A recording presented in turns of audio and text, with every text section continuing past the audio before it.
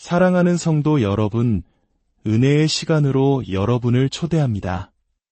오늘 우리는 시간과 공간을 넘어 믿음이 어떻게 현실을 바꾸고 역사를 만들어내는지를 함께 목격하게 될 것입니다.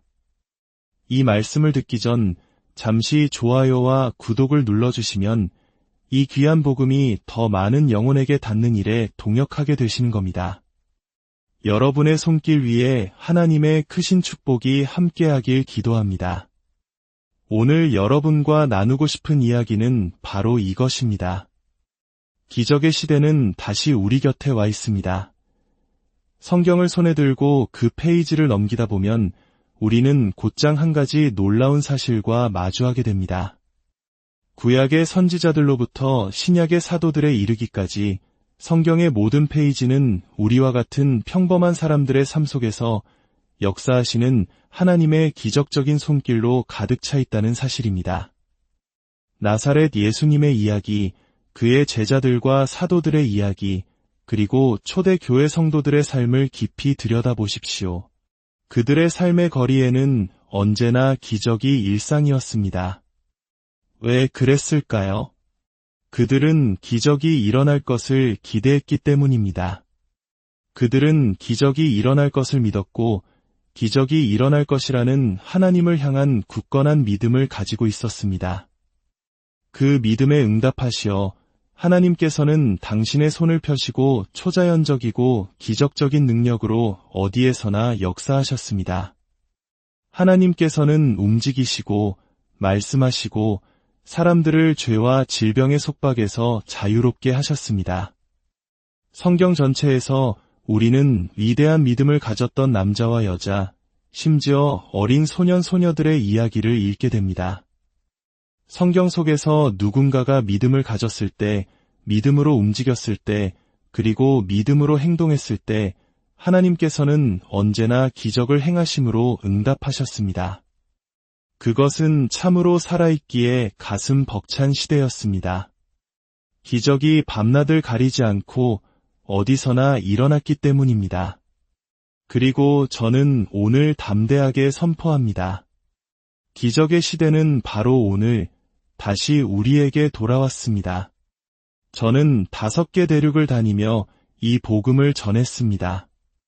아프리카에서, 아시아에서, 유럽과 아메리카에서, 그리고 호주에 이르기까지 제가 어디에서 복음을 전하든 하나님의 기적적인 능력이 나타나는 것을 목격했습니다.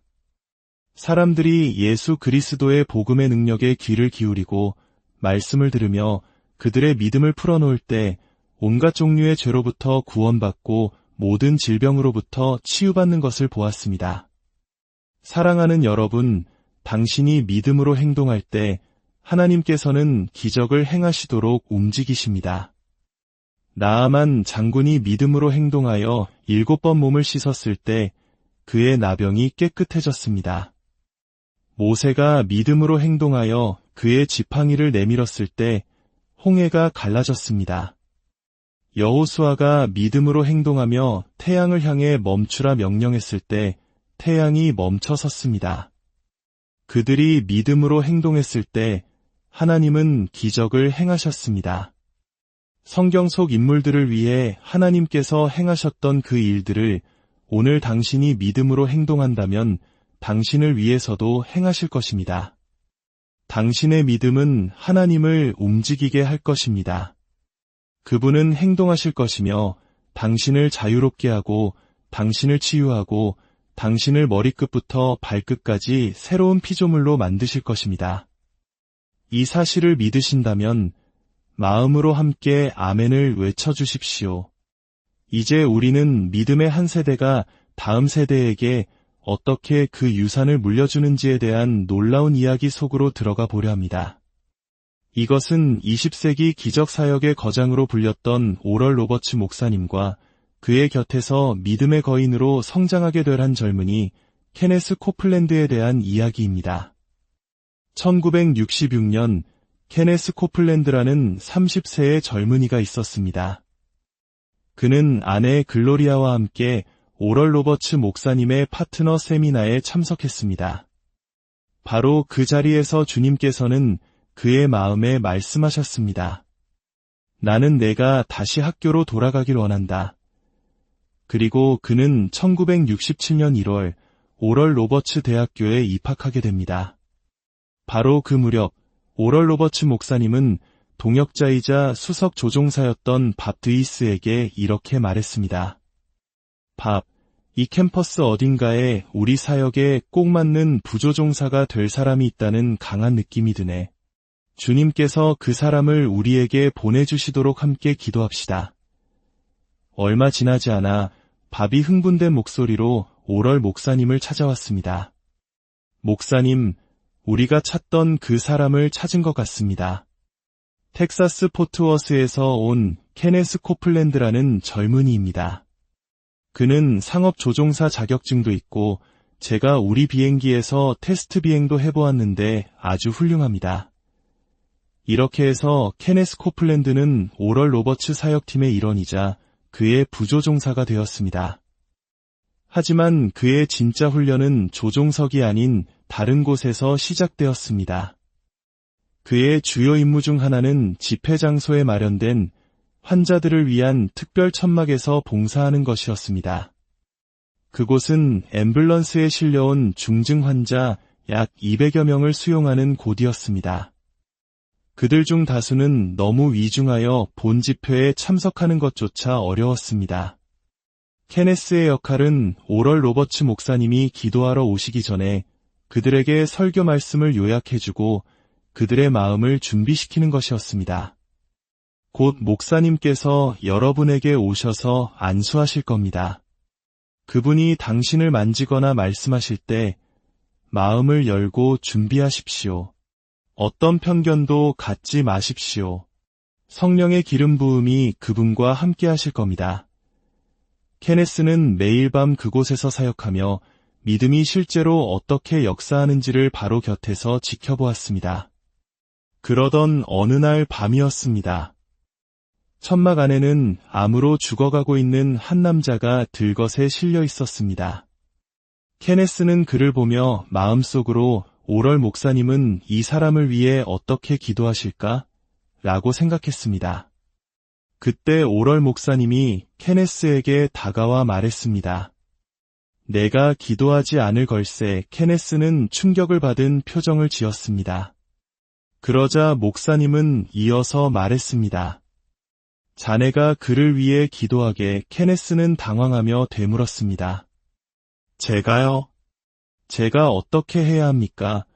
오럴 목사님은 간단히 답했습니다. 하나님께서 그를 치유하시도록 기도하게. 케네스는 주저하며 마치 교회에서 하던 평범한 기도처럼 그 남자를 위해 기도하기 시작했습니다. 그가 기도를 하고 있을 때 갑자기 오럴 목사님 위에 주님의 영이 강하게 임했습니다. 오럴 목사님은 케네스를 옆으로 살짝 밀치고 그 남자에게 손을 얹으며 강력하게 선포했습니다. 아브라함과 이삭과 야곱의 하나님의 이름으로 명하노니 그에게서 떠나가고 치유될지어다. 그 순간 놀라운 일이 벌어졌습니다. 들것에 누워 죽어가던 그 남자가 벌떡 일어나 두 발로 뛰며 손을 들고 하나님을 찬양하기 시작했습니다. 케네스는 그 광경을 보고 처음에는 너무 놀라 숨이 멎는 것 같았다고 고백했습니다. 하지만 그 순간 그는 깊은 깨달음을 얻었습니다. 나중에 그는 오럴 목사님에게 이렇게 말했습니다. 목사님, 이제야 믿음을 어떻게 사용하는지 알겠습니다. 저는 목사님께서 믿음을 마치 기술자가 렌치를 사용하는 것처럼 사용하시는 것을 보았습니다. 목사님은 이 자리에 와서 믿으려고 애쓰는 것이 아니라 이미 준비된 믿음을 가지고 오셔서 그것을 도구처럼 정확한 순간에 사용하십니다. 목사님이 그 남자에게 손을 얹었을 때 그것은 마치 렌치를 돌려 너트를 조이는 것과 같았습니다. 목사님은 그 순간 하나님을 향해 자신의 믿음을 풀어놓으셨고 하나님께서 그를 치유하실 것을 기대하셨습니다. 케네스는 자신이 무엇을 보고 배워야 하는지를 깨달았습니다. 그의 배움에 대한 갈망은 날마다 깊어졌습니다. 그는 오럴 로버츠 목사님의 사역 현장에서 가장 가까이 머물며 수많은 집회를 함께했습니다. 그는 환자들을 준비시키는 일에 점점 더 능숙해졌고 그의 말에는 권위가 실리기 시작했습니다. 사람들은 그의 말을 통해 더 큰 기대를 품게 되었습니다. 그의 영혼 깊은 곳에서부터 변화가 일어나고 있었습니다. 그는 예수님의 치유 사역과 사랑에 빠졌습니다. 그의 아내 글로리아 또한 집에서 말씀을 깊이 연구하며 그의 든든한 지원군이 되어주었습니다. 케네스는 집회 현장에서 겪은 생생한 경험을 아내와 나누었고 아내는 말씀 속에서 발견한 진리를 남편과 나누었습니다. 현장에서의 경험과 말씀에 대한 깊은 이해가 결합되면서 그의 믿음은 폭발적으로 성장하기 시작했습니다. 어느 날 저녁, 케네스가 여느 때처럼 집회를 위해 오럴 목사님을 차에 태우고 운전하고 있었습니다. 보통 차 안에서는 침묵을 지켜야 했지만 그날따라 오럴 목사님이 그에게 입을 열었습니다. 그리고 그의 인생을 바꿀 3가지 조언을 해주었습니다. 첫째, 당신의 삶을 향한 하나님의 뜻이 무엇인지 발견하게. 둘째, 더 이상 혈과 육, 즉 사람과 의논하지 말게. 셋째, 하나님께서 맡기신 그 사명을 완수하게. 오럴 목사님은 케네스가 앞으로 겪게 될 일들을 알고 있었습니다. 이 사역의 길이 얼마나 큰 대가를 치러야 하는지 알고 있었습니다. 수많은 오해와 박해, 그리고 언론의 비난 속에서도 굳건히 서야 한다는 것을 말입니다. 또한 가족과 함께하는 시간을 희생하고 하나님과 홀로 보내는 고독한 시간을 견뎌내야 한다는 것도 알고 있었습니다. 그는 이 3가지 조언을 통해 케네스에게 말하고 있었던 것입니다. 만약 자네가 이 길에 부르심을 받았다면 그 부르심을 확신하게. 왜냐하면 이 길은 자네의 삶 전체를 요구할 것이기 때문일세.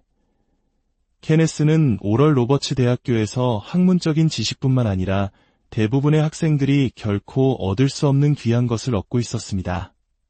그는 학교의 설립자와 함께 실제 사역의 현장에서 바로 그 사건의 중심에서 배우고 있었습니다. 설교와 치유 사역뿐만 아니라 사역을 계획하고 준비하는 모든 과정에 참여하며 살아있는 교육을 받고 있었던 것입니다. 결국 케네스는 하나님의 인도하심에 따라 자신만의 사역을 시작하기 위해 학교를 떠날 준비를 하게 됩니다. 오럴 로버츠 목사님은 자신의 제자이자 동역자가 믿음의 여정을 떠나는 것을 기쁘게 축복해 주었습니다. 그는 케네스의 성장과 사역이 자신의 공로가 아니라 오직 그를 부르신 주님과 그 부르심에 순종한 케네스 자신의 결단 덕분임을 알고 있었습니다. 이 이야기는 단순히 과거의 한 기록이 아닙니다. 이것은 오늘 당신의 삶 속에서도 동일하게 역사하시는 하나님의 능력에 대한 증거이며 믿음의 유산이 어떻게 한 사람에게서 다음 사람으로 전수되는지에 대한 아름다운 모범입니다. 우리 모두에게는 하나님께서 주신 재능과 은사가 있습니다. 그리고 하나님께서는 우리가 알고 있는 것의 경계를 넓히시기를 원하십니다. 오늘 말씀을 마치며 여러분에게 권면하고 싶습니다.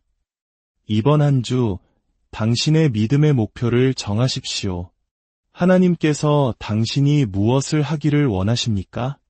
당신 주위에 예수님의 사랑을 들어야 할 사람은 누구입니까? 믿음의 기도가 필요한 상황에 처한 사람은 누구입니까? 누군가를 위해 기도해주는 그 작은 행동이 더 깊은 관계로 나아가는 문을 열어줄 수 있습니다.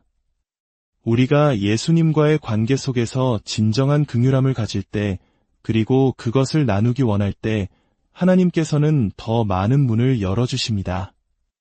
오럴 로버츠 목사님을 통해 역사하셨던 그 성령님께서 케네스 코플랜드 목사님을 통해 일하셨던 바로 그 성령님께서 오늘 여러분 한 사람 한 사람의 삶 속에서 동일하게 역사하시길 원하십니다.